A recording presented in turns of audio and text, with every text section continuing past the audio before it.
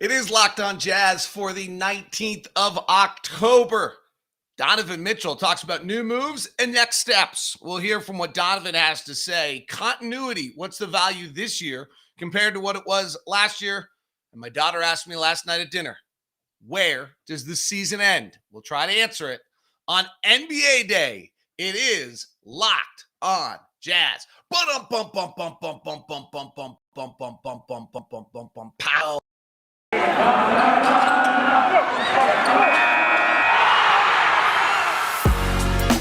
You are Locked On Jazz, your daily podcast on the Utah Jazz.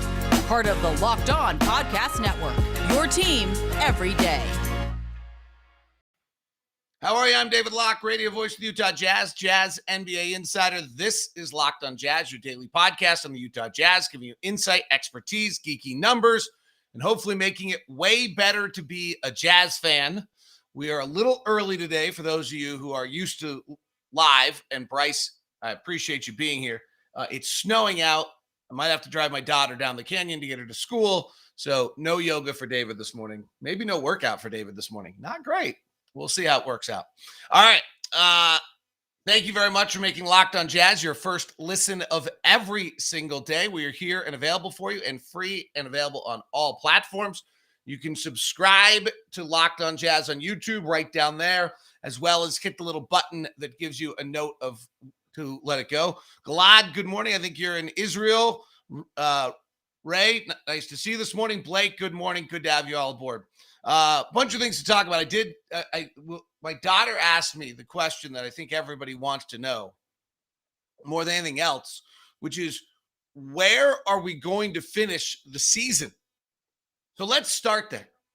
It's NBA Day. Where are we going to finish? So I finished out my predictions. There are a bunch of interesting models that are out there in predictions right now. And so let's run through them for a second and look at the predictions and then try to figure it out.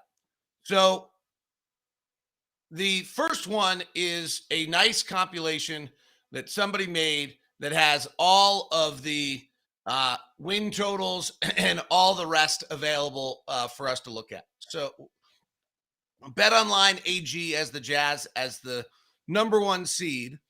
538's projections had the Jazz as the second best team in the West. Had the Jazz as 2-point wins better than Vegas. The Darko system, which is defensive plus minus and win projections, pretty good system, has the Jazz at 3 less than that. The EPM, which I think is Tyler Schnarr's system, has the Jazz at 4 more than that. Tyler Schnarr used to work for the Jazz. LeBron's system has them even. So there's kind of the variance. The teams that have the largest variance are the Lakers and Warriors. Nobody seems to be matching where Vegas has the Warriors. I have the Jazz. I have the Lakers obviously struggling as well. I've talked about it a great deal. So this is kind of the model of like where our range is. Our range is really, here's what's interesting to me. You look at where teams have Dallas, Utah, Phoenix, almost no range at all. In fact, the Jazz have actually a high of between a 7-win differential, which Phoenix only has a 5. Dallas only has a 4-win differential amongst it. And Portland, nobody has them going lower than where Vegas does, which I generally agree with. I have Portland. I think Portland's going to be much better than anyone realizes. I'm fairly high on Portland. So now let's move it to when you start to kind of look at this, and we have the points gain system that's up. Some of what you have to do, what I do here, and this is not the most sophisticated system that you'll ever see, is I'll take my offensive metric, which is pretty different than everybody else's, and then I'll just kind of guess where they're going to rank defensively to try to put this together into some sort of prediction. So let's start with offensively, where I see all the teams in the NBA finishing, at least in the Western Conference. So offensively, I have Phoenix as 17 wins better than league average, projecting at about a 58 win offensive team. I have Phoenix is loaded. The Jazz, the second best offensive team in the NBA at that point is the Denver Nuggets, who with Michael Porter Jr. taking the offensive possessions of Jamal Murray. I have them as being absolutely fine. Second best offensive team and running at about a 54 win offensive team.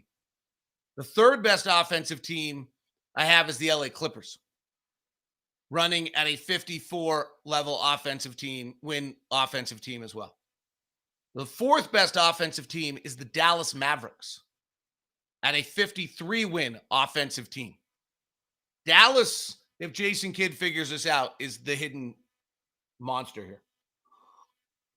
Portland is right behind them at a 52, 53 win offensive team.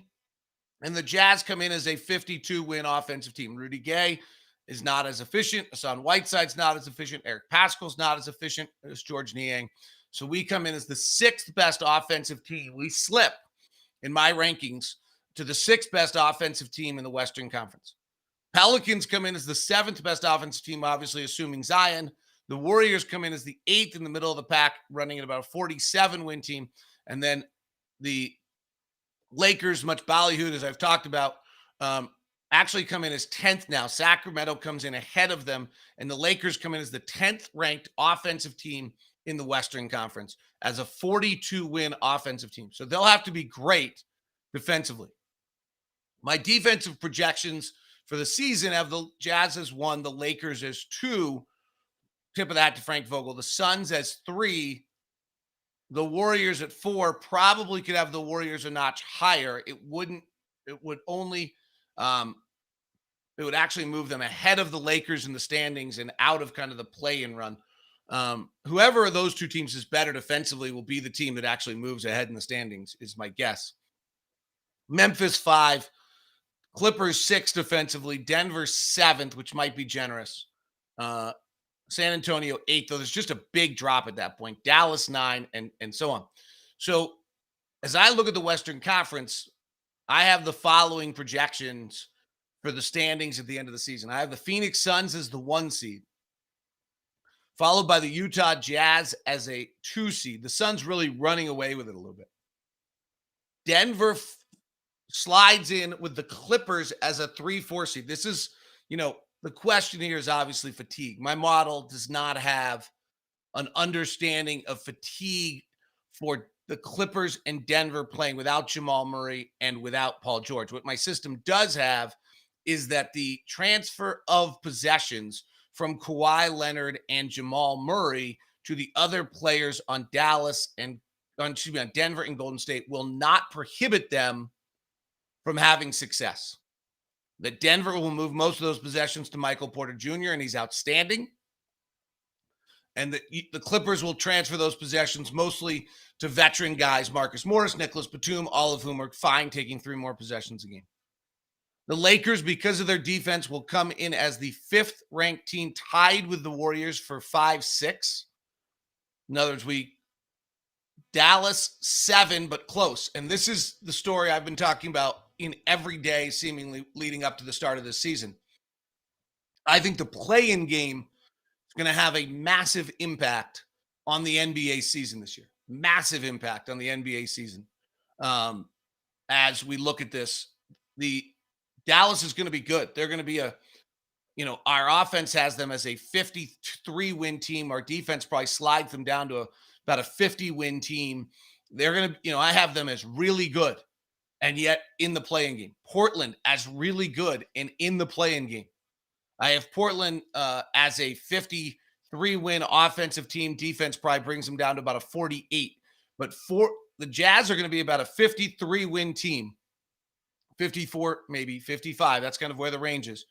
And I have the 7 and 8 seed as 48 wins. One thing goes wrong for any of these teams in this playoffs, and I think you end up with a really remarkable run for the playoffs. And I think you have a remarkable run because of the play-in game. And that the play-in game is going to force the Warriors, the Lakers, the Blazers, the Mavericks to really push in the final month of the season And that's going to cause them some fatigue going into the year. Whereas being the 1 seed, 2 seed, or 3 seed or 1 or 2 as Phoenix and Utah will be important. So then that leads to, okay, so that's where it ends. So where does our season end? I'll tell you what I told my daughter when we continue. Today's show is brought to you by Murdoch Hyundai, located at 4646 South State Street, as well as the Logan and in Linden. The Murdochs, remarkable people, been in Utah for over 80 years. And Blake has decided despite the car shortage that's out there, despite most dealerships out there, they are not going to continue to, or they're not, sorry, I just got a text message from someone. They are not going to increase MSRP. So you will make sure you will get the car at its value. You will not be upcharged at all. What's available right now? At the end of the month, some Palisades are coming in, so you might want to jump on that right away. And go over to Murdoch Hyundai right now. Stop by, see those, test drive one, and get your name in for those. You might also want to look out the new Sonatas, and then the Elantra was the North American car of the year. It's all at Murdoch Hyundai at 4646 South State Street, located in Logan and in Linden. Feel free to check them all out. If you want to email me first at dlock09@gmail.com, I'll set you up with a meeting and make sure that you have that personal experience before you walk in at Murdoch Hyundai, located at 4646 South State Street, also located in Logan and in Linden. Located in Logan, and in Linden. Sorry, all over the map right there for a moment. That's what happens when you do the show earlier than you expected and earlier than you planned on this Tuesday. Today's show is also brought to you by Theragun, which I need now that I didn't get my yoga this morning. Theragun is the handheld percussive therapy device that releases your deepest muscle tensions using scientifically calibrated combo of depth, speed, and power, and it's quiet and it's an electric toothbrush. The Gen 4 Theragun doesn't just feel good, it's a great source of relieving tension and using Theragun's signature percussive therapy, which goes 60% deeper than vibration alone. If you're a biker, if you're IT bands, if you're a yoga guy like me, sometimes it's the hips. If you're a weightlifter, it can be anything, and Theragun makes your body feel amazingly better when it's done. Theragun right now has the OLED screen design that makes you feel like you're holding something from the future. It's darn cool, as well as making you feel a lot better.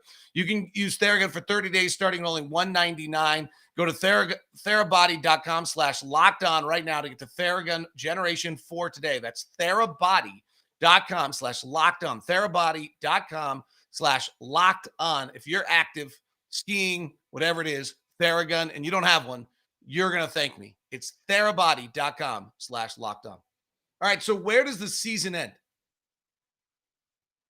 I paused and I said NBA Finals. It's the Jazz have two weaknesses. We'll discuss, tomorrow kind of where our season sits. But the Jazz really have two weaknesses.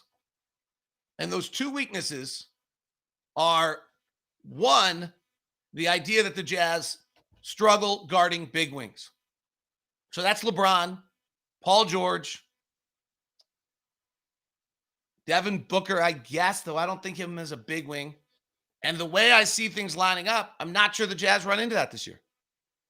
The second is when teams switch 1 through 5, can we get the offense? I'm comfortable that Quinn and the offense will be fine in that circumstance. I've watched the things they're putting in. I'm seeing the evolution. He always has been ready for these things. He's ready this time. And so in that sense, I'm not particularly concerned about whether or not offensively we are able to make that adjustment and get ready for that. That is not particularly concerning to me when I look at where the Jazz are going to be this year. I think they'll get that done. The question is whether or not someone's going to be able to negate Rudy, spread us out, and make us guard our yards. And that's our weakness. And when I look at, it's Luka, it's Paul George, it's LeBron, it's Jamal Murray. I don't know about Jamal Murray. I think if Jamal Murray's healthy and at 85%, I might take Denver. I have a hard time believing Chris Paul at this age, having played that many games off a shortened offseason, is getting through it without injury. And I think he's really vital to Phoenix. I do think that Phoenix gets better. Mikal Bridges, DeAndre Ayton, and Devin Booker are all better this year. I just can't believe that they're going to be able to get as much out of Chris Paul. And so let's move them up. I'm not buying on the Klay Thompson. Denver, Jamal Murray. I just said it. Dallas, Jason Kidd's the question mark. We just don't have the question mark. Obviously, when the Lakers hit the playoffs and LeBron's LeBron and Anthony Davis can do what he can do, that's a force. I think they're going to have a tough regular season. I think they're going to have to play to the playing game. I think they're old.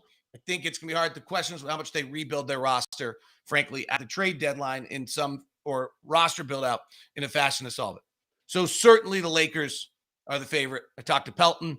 He was Lakers Bucks. Makes a lot of sense. But to me, it's a real possibility. We have a shot, as good as anyone, if not better, to make it to the NBA Finals. It's crazy. It's pretty exciting. It's pretty overwhelming. Part of that would be Donovan Mitchell taking the next step. And here's what Donovan said yesterday at practice about what the next step is and what it means and what that next step for him is, as well as, what players. So the first part is what the next step is for him. And part two is players he watches and takes an eye on. And if it played, that'd be way better. I don't think it's playing. Let's see if we can get that to come for you. It did not seem to play there, so let's re-cue it up and see if it'll play. Because otherwise... I think, and that's not necessarily saying that from a field goal percentage standpoint. I think just, when I'm on the floor, controlling the game, defensively, offensively, being able to communicate, be vocal, but as well as taking, being efficient with shots too. I think that's a lot of it for me, just becoming the best leader I can be. I think as a whole, my game is improved, but there's definitely things I see, that I can continue to make the jump. My teammates have seen it. I'm making an effort, a conscious effort to get better at. That way I can be a more all-around player, more all-around leader. Not to say that I haven't been, but I think I'm always hard on myself with that type of stuff. So I think that's really what it looks like for myself. Is there anyone like watching for those things? Is there anyone you watch? Yeah, I look at, and I respect Dame Lillard, for what he's done in Portland. There's a lot of times, with the teams that he's had, the stuff that he's been able to do, him individually as well as collectively, he's never made excuses. Not to say that they've been bad or anything. They made the conference finals and stuff like that, but, he's been able to. He's a guy that I look at, it's like, man, like he's able to make that jump, and that's what, I kind of look at myself being able to make that jump. Dwayne's done it in his career, and it's great to have him. I can kind of talk to, and obviously he won a championship in his third year. But for me, those are the two guys I kind of look at who's been able to just increase and just be great leaders. Smart on the ball, smart off the ball, smart defensively, being able to communicate. I think the biggest part is communication. Being able to speak and as well as do. I think that's one thing I've really wanted to focus on. If I'm going to say we got to play defense, I got to go out there and fucking play defense. You know what I mean? So, I think that's been my biggest thing is watching those guys. And I really watch a lot of guys throughout the league. I may not say nothing, or I just kind of notice it, and pick things up from each individual player and kind of add it to my own. The thing I thought was interesting that when I asked that question, I was wondering was whether or not he was going to mention Giannis. Because I thought just the other night, Giannis played so hard. And it could have been an eye-opener to the guys about what it is to play that hard and be that, to be a champion of that level. Here's what I asked Donovan about a move. You can see in the look in his quizzical face of Locke, what the heck are you talking about?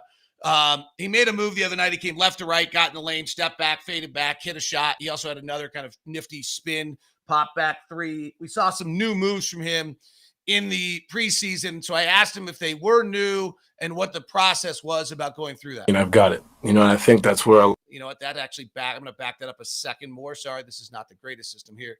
Here we go. I think, yes, it is new.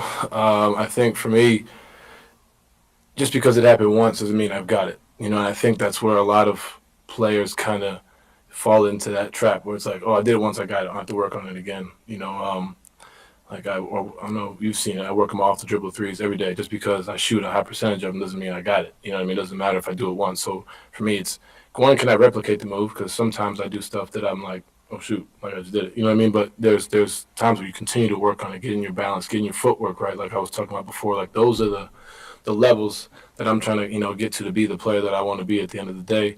And a move like that, it's all about footwork, all about positioning, getting your balance right. And those come with stuff you do in the weight room. Like that move doesn't just happen on the floor. It happens with your footwork. It happens with the stuff to do in the weight room, being able to have balance to take that shot. Like those are the things that I continuously work on to try and better myself. But just because I hit it once doesn't mean like I got to figure it out. And I'm really routine based. I'm doing those pretty much every day.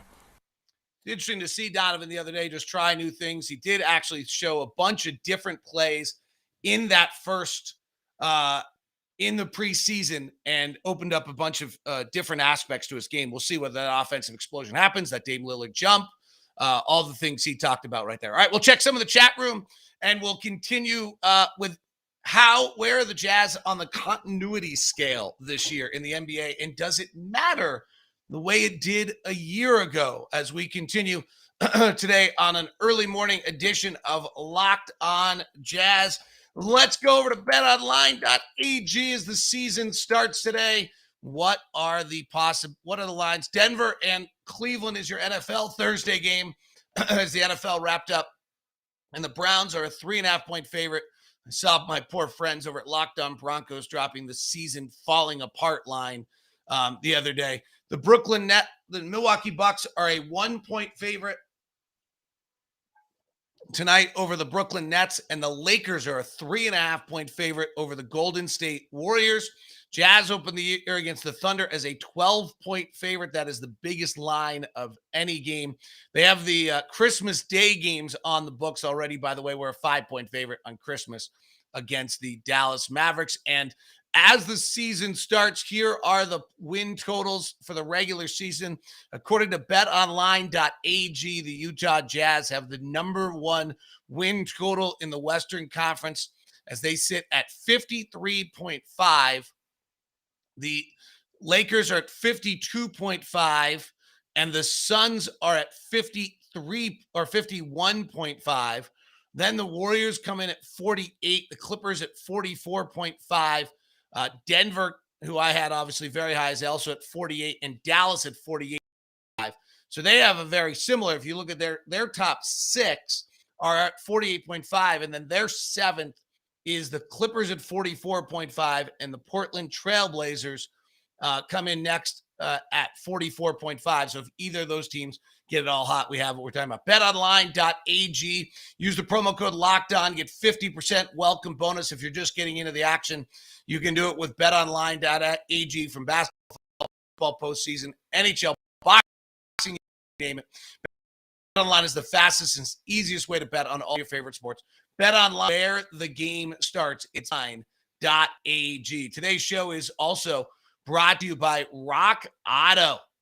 Our good friends over at Rock Auto, where the ever-increasing numbers of make and models, it is impossible to go to your local chain auto parts store, stock all the parts they need. Do it with Rock Auto. Save time and money. No, spend 30, 50, or even 100% more on same part store or car dealership. Rock Auto is a family business serving do-it-yourselfers for over 20 years. Rock Auto's prices are reliably low for every customer.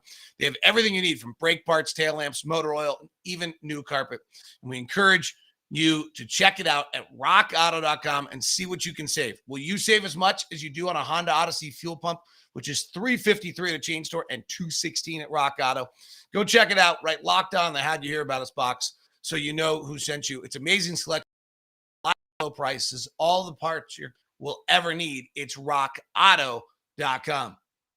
Active chat room this morning.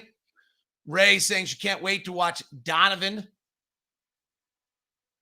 To win the title, does Donovan need to become our clearly best player? No, probably not.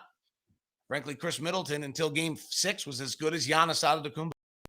Galad says, I'm a bit worried that because of all the playoff talk, the team will not put an effort into the regular season. Regular season is still important, very important. I would agree, because we're actually talking about it. We've kind of said that we think there's 7 or 8 teams. If you go back to last year, the Jazz beat Memphis 10 out of 10 times in a playoff series. And they probably don't beat the Dallas Mavericks or the Denver Nuggets more than 7 out of 10 times in a playoff series. number one seed got the Jazz absolutely the easiest plus series you could have. We got a bad luck in the second round, but that was not unique to being, the one seed. That just happened. So I would agree with you on that. Brandon Jensen says, good morning. First one of these live, but loyal podcast listening, currently watching in Seattle Airport, traveling from Alaska to Salt Lake for the season opener. Well, that is awesome. Love to see that. Doc J says, and I don't know why, I'd love to see Rudy take some more 15-footers 3 times a game. Why? It's an inefficient, low percentage shot. What I'd like to see Rudy do is Rudy shot 70% from the field last year. I'd like to see Rudy make an effort on 3 or 4 or 5 more offensive possessions, stepping through guys, powering at the rim, trying to dunk, and maybe missing on 2 or 3 of them. And then being at 60, being more of a threat, being at 60%, it's still wildly efficient. Those 3 or 4 possessions aren't as efficient. But why a 15-footer? What value does a 15-footer have to our offense? It's an inefficient shot. It doesn't create spacing. It doesn't open up anything for anyone else. It's the shot the opponent wants him to take. No. If he gets it at 15, put it on the deck, drive, step through, try to get to the rim more. He's been working incredibly hard to improve his offensive game. I did not see Zach Harper's comments. Zach's a pretty bright guy. I didn't see it. I've never seen Rudy's ego be, which is significant, like all of them are, and committed to being great, have an impact that was negative. So, Rudy's got amazing pride or else he wouldn't get it done. So I can't comment on that. Just in that regard. Let's see. Last question coming in. How healthy do we think the Nuggets can be this year? Missing Murray's going to put a lot more physical strain on everyone for the entire season. So that's the flaw with the metrics I have on both the Clippers and the Nuggets.